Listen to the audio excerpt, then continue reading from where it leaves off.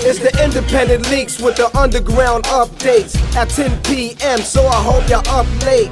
Shell Shock Productions alongside Chrome. Next half an hour we invading y'all home. Thursday nights, so go tell a friend. New guests every week, so tune in. The Cablevision Channel 18, it's a go. With my main man Billy, start the show. Independent links, say it with me y'all. Independent links, holla at me y'all. Independent links, say it with me y'all. Independent links, holla at me y'all. Independent links. You're locked on to the hottest entertainment show in New York. It's called about Independent Links, and I've got the beautiful Kwani with me here tonight at the opening of the cover-up. You're walking the red carpet, you're looking great. How is it to be here? I'm very excited to be here. I'm very happy to be here. So what projects are you working on right now? I know a lot of people have been kind of looking forward to see what you got coming out next. I'm working on a film. It's called 1979 with Michael Bora, casting by Faith Dickey. It's about a group of high school students with the height of the disco craze. It's like a Grease mixed with Saturday Night Fever. So we're like all dancing and singing, and it's like a romantic comedy. So it's really good. And of course, I know you're in the film. So what's your role? I'm just a high school student, just dancing and singing and just, trying to grow up in the high school and in the 1970s.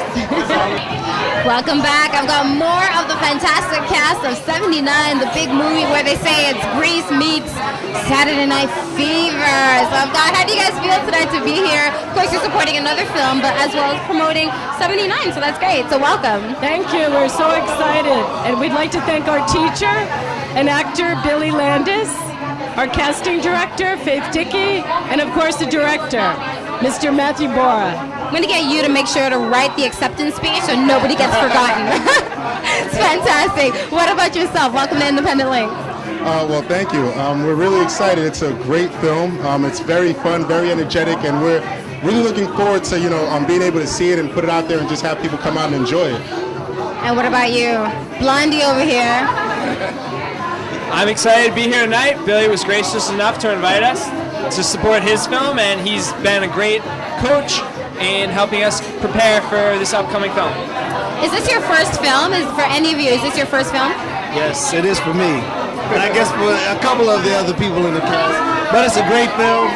We're all excited to be here. It's like a new experience, and it feels great. It feels great.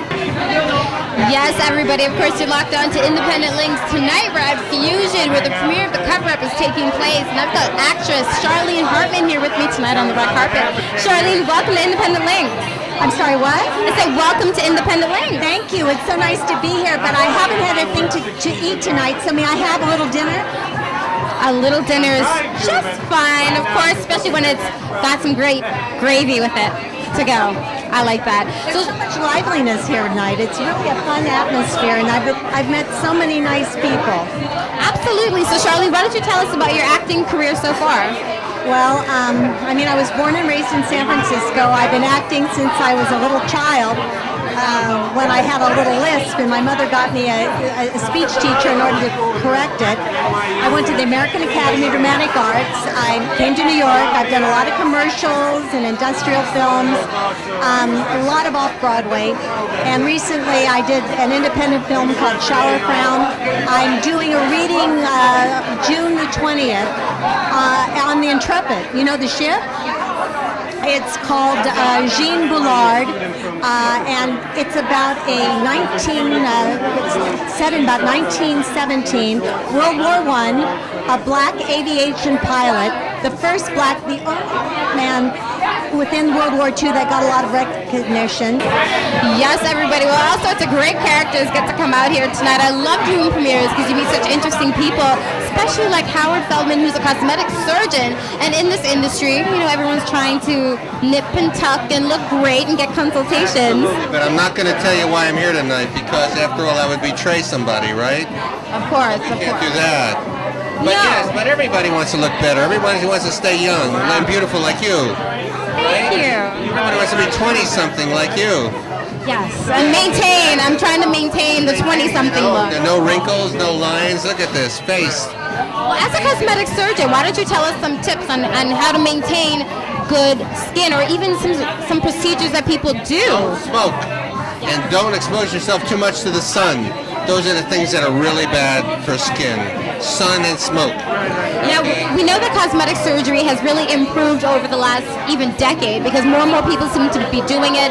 There's less time of recovery. The thing is now, every time, it used to be nip and tuck, but now a lot of non-invasive procedures, a lot of things that people come in, maybe a day or two of downtime, and then they're off on their own, and it's so much easier. But the thing is not to let it go too far. If you start early, it's easy. So. And why don't you tell us about some myths that people, or misconceptions that people have in regard to cosmetic surgery? That it's only for the very rich or the very famous. It's not. It's for the person that drives a school bus, or the person that's in the church choir. I mean, really, the kind of patients I have are average American working people. Well, I'm here with author Pamela Glassner, who's here tonight at the opening of the cover-up, and he's got a lot of big projects that are going to be opening as well. So, Pamela, welcome to the program. Oh, thank you very much. It's a pleasure. Thank you. So, for what you told me off air, that you're going to have a book that's about to be made into a film. So, why don't you tell us about that? That's right. It's a book about the treatment and mistreatment of the mentally ill over the course of about 350 years. And even though it's fictional because my characters are fictional, but other than that, it's historically, medically, and factually accurate. And it takes place in 2 different centuries. It's pretty cool. That is pretty cool. So how long have you been working on the book before it got picked up into a movie? Well, it took me about a year to write it and get it published, and it got picked up pretty quickly, thank God. Absolutely. So how did that all feel for you? Because you have a very unique story. That's something I haven't heard, especially you're covering a span of 300 years. It's a little scary because it seems it's happening so quickly, and it's very flattering, and it's actually a franchise because there's book 1, 2, and 3. So I'm really looking forward to it. I'm learning a lot. Learning as you're going, on-the-job training, basically, as I like to call it, a working internship. So it's fantastic. Where can we get to see some of your stuff online?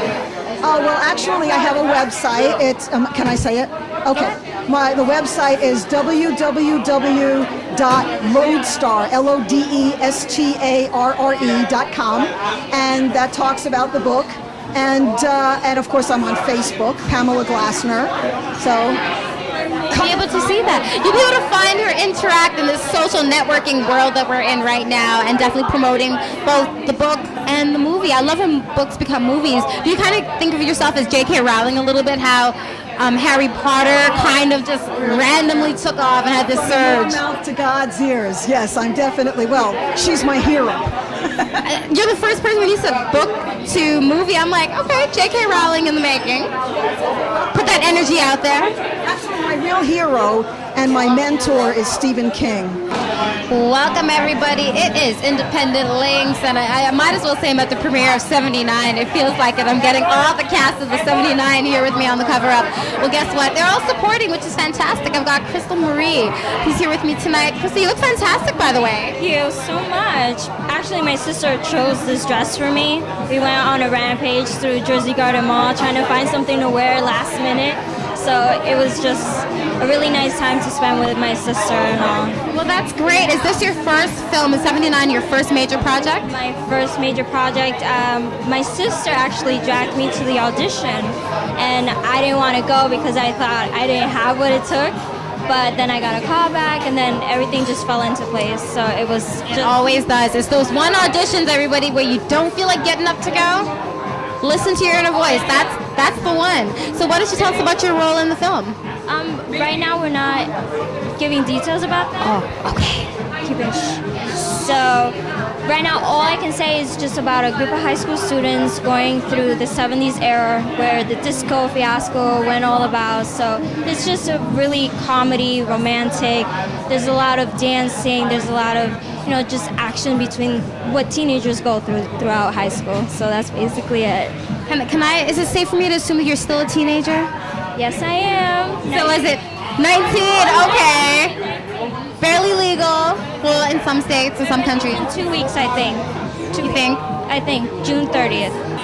And I'm here with filmmaker Rennie Sharp here tonight at the opening of the cover-up and making films. How does it feel to actually be here supporting somebody else's film when you make your own?